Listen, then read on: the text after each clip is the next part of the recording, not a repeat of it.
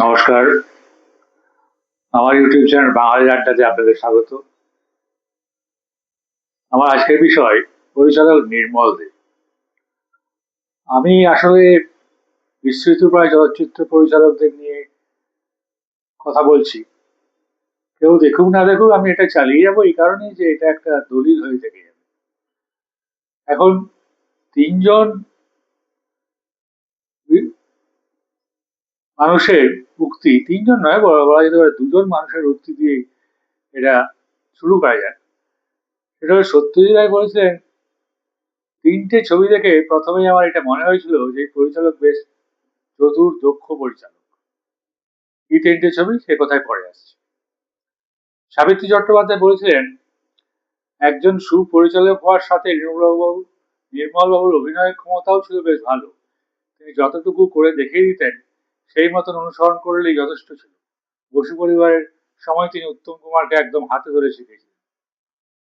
পরের উক্তিটি হলো, এটিও সত্যজিৎ রায়ের, আমার মতে নির্মলদের তিনটি ছবি বসু পরিবার, সাড়ে চুয়াত্তর, চাপাডাঙ্গার বউ সবাক যুগের প্রথম দুই দশকের ছবির মধ্যে চিত্রোপযোগী গুণে সবচেয়ে সমৃদ্ধ।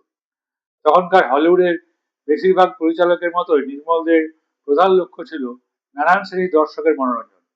কিন্তু এই কাজটা তিনি যেমন সুষ্ঠু ও রুচিসম্পন্নভাবে করেছিলেন তেমন আর বিশেষ কেউ করেননি। আজকের দিনে বাংলা ছবিকে যদি হিন্দির সঙ্গে সংগ্রাম করে বেঁচে থাকতে হয়, তাহলে এই জাতের অনেক ছবি হওয়া দরকার। শুধু আর্ট করে ইন্ডাস্ট্রি বাঁচবে না, আর বোম্বাই অনুকরণ করতে গেলে বাংলা ছবি হবে না, হবে না এদিক না ওদিক। অবশ্য নির্মলদের মতো কাজ জানার লোক আজ আর কজন আছে সেটাও একটা প্রশ্ন। উপরের স্মৃতি রোমন্থন যাকে নিয়ে, তিনি বাংলা চলচ্চিত্রের দুঃখী রাজপুত্র নির্মল দে। তার চলচ্চিত্রে উত্তর সুচিত্রার প্রথম জুটি হিসাবে আগমন। একই সঙ্গে চিত্রনাট্য রচনা, ক্যামেরা চালনা, অভিনয়ের শিক্ষাদান, সঙ্গীতের রসজ্ঞ শ্রোতা এবং পরিচালক ছিলেন তিনি। মাসিয়া মাসিমা মালপোয়া খামু প্রবাদে পরিণত হলেও সংলাপটি রচয়িতা নির্মল দেকে কেউ মনে রাখেনি। অথচ উত্তম কুমারের প্রথম হিট, উত্তম সুচিত্রার প্রথম জুটি সব তারই পরিচালনা। মানবেন্দ্র মুখোপাধ্যায় সুরকার রূপে আত্মপ্রকাশ তারই চাপাডাঙ্গার বউ ছবিতে। সত্যজিৎ রায়ের আগে তুলসী চক্রবর্তীর অভিনয় ক্ষমতাকে তিনি যথাযথ পরিসর দিয়েছিলেন এই সাড়ে চুয়াত্তর ছবিতে। নির্মল চন্দ্র জন্মগ্রহণ করেন ময়মনসিংহের রসুলপুরে 18ই আগস্ট 1918 সালে। রূপালী জগতে ছাত্রাবস্থাতেই তিনি চলে আসেন। বিমল রায়ের সহযোগী চিত্রনাট্যকার ছিলেন তিনি। তখন বম্বের ইস্টার্ন স্টুডিওজের ছবিগুলিতে ক্যামেরার কাজে করেছেন। তারাশঙ্করের রচনা অবলম্বনে বেদিনী ছবি দিয়ে তিনি পরিচালনাতে আসেন। ছবিতে ছিলেন কেতকী দত্ত, অভি ভট্টাচার্য, বিজন ভট্টাচার্য প্রমুখ। কৃষ্ণ মুখোপাধ্যায় প্রথম গুরুত্বপূর্ণ চরিত্রে মনোনীত হন এই ছবিতেই। নির্মল বাবুর প্রধান সহকারী পরিচালক ছিলেন ঋত্বিক কুমার ঘটক। ঋত্বিক কুমার ঘটক, মৃণাল সেন, ঋষিকেশ মুখোপাধ্যায়, তাপস সেনদের সঙ্গে আড্ডা দিতেন। ঋত্বিকের কিছু বন্ধুরা বেদনীর কাজে লেগে পড়েন। ছবি মুক্তি না পেলেও পরিচালক নির্মলদের সুখ্যাতি ছড়ায়। চক্রবেড়িয়ায় মেশে থাকতেন নির্মলবাবুর অধ্যাপক মামা শ্বশুর। নির্মলবাবু সেই ঘরে বসেই বসু পরিবারের চিত্রনাট্য লেখেন। নতুন ইহুদি নাটক খ্যাত ভানু বন্দ্যোপাধ্যায়, সাবিত্রী চট্টোপাধ্যায়, বাণী গঙ্গোপাধ্যায়, নেপাল নাগের মতো অভিনেতা বসু পরিবারের জন্য নির্বাচিত হন। স্টুডিও পাড়ায় উত্তম যখন ফ্লপ মাস্টার জেনারেল, বসু পরিবারের জন্য তিনি নির্মলদের কাছে প্রশিক্ষণ নিতেন। উত্তম কুমার বলেছিলেন, শুধু আমিই না, সাবিত্রী, সুপ্রিয়া, ভানু বন্দ্যোপাধ্যায়, জওহর রায়, বসু পরিবারের প্রত্যেকেই নির্মলদার কাছে ফিল্ম অ্যাক্টিং শিখেছেন। পরের ছবিটি সাড়ে চুয়াত্তর। চক্রবেড়িয়ার ভেসে বল, কেউ বারান্দায় এসে নাক ঝাড়তেন তো কেউ বোম কালী বলে হাঁক দিতেন। বিজন ভট্টাচার্যের কাহিনীতে এই চরিত্রগুলোকে ঢুকিয়ে দেন নির্মলবাবু। ছবির রমলা চরিত্রের জন্য ভবানীপুর নিবাসী মালা সিংহকে না পেয়ে মনিনা দেবীর সুপারিশ সে উল্টোরথের সাংবাদিক বিজন দত্ত নির্মল বাবুর কাছে সুচিত্রার নাম করেন। 1953-তে মুক্তিপ্রাপ্ত ছবিটি খুঁজে দিলেও বাংলা ছায়াছবির শ্রেষ্ঠ রোমান্টিক জুটিকে একগুচ্ছ চরিত্রাভিনেতাও তুলে আনলো। মাসিয়া মালপোয়া খামুর শুটিং এ ভানু বন্দ্যোপাধ্যায়কে পরিচালকের বাড়ি থেকে আসা 25টা মালপোয়া খেতে হয়েছে। বাসে যাতায়াত করতেন পরিজাত বসু, উত্তম কুমার, নির্মল দে। পরিচালকের তৃতীয় ছবি চাপাডাঙ্গার বহু সুপারিট, দেশভাগ ও যুদ্ধোত্তর বাংলা ছায়াছবির হৃদস্পন্দনটা তিনি ধরতে পেরেছিলেন।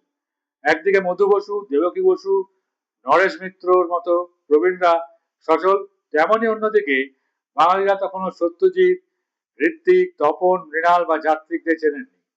এই দুই প্রজন্মের মধ্যে অন্যতম সংযোগ স্থাপন ছিলেন এই নির্মল দে। বিবেকানন্দ জন্মশতবার্ষিকীতে সরকারি অনুরোধে পরিচালনা করলেন life and message of Swami Vivekananda. তথ্যচিত্রের জন্য ছবি এঁকেছিলেন রনে নারায়ণ দত্ত। ইংরেজি চিত্রনাট্য লেখেন অধ্যাপক শিশির কুমার ঘোষ। সলিল চৌধুরীর সুরে গলা মেলান হেমন্ত আশা।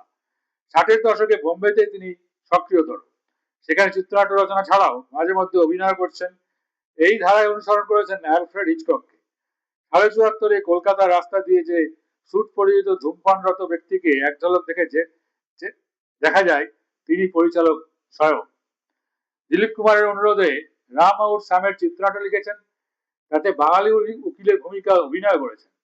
সেই সময় সার্গিত, অভিনেত্রী, গোপী ইত্যাদি হিন্দি ছবির চিত্রনাট্য লিখেছেন।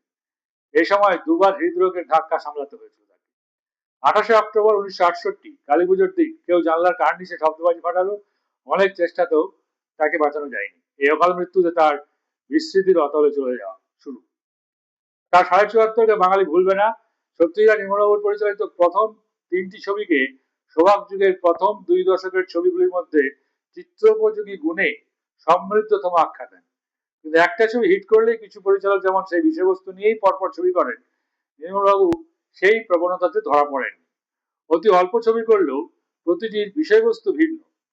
ঋত্বিক ঘটক ছাড়াও তার কাছে কাজ শিখেছেন রাজকুমারী, ছুটির ফাঁদের পরিচালক সলিল সেন, সদ্য প্রয়াত রমেশ, অনু সেন, জাতীয় পুরস্কার প্রাপ্ত প্রফুল্ল সেনগুপ্ত।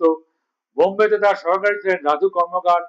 তার চিত্রগ্রহণ দক্ষতায় মুগ্ধ ছিলেন জর্দন বাই। অতুল অবদানের অনুপাতে প্রাপ্যটুকু সামান্যই। সার্গিত বাদে ওই সময় আর যেসব হিন্দি চিত্রনাট্য লিখেছিলেন সেগুলির পরিচয়লিপিতে নামই নেই। বাঙালির কাছেও তিনি পরিত্যক্ত, অনাদৃত। তবু নির্মলদের নাম বাদ দিলে বাংলা ছায়াছবির ইতিহাস অসম্পূর্ণ থেকে যাবে। আমার এই ভিডিওটি যদি আপনাদের ভালো লাগে তাহলে আমার চ্যানেলটি সাবস্ক্রাইব করবেন, কমেন্ট করতে পারেন, শেয়ার করতে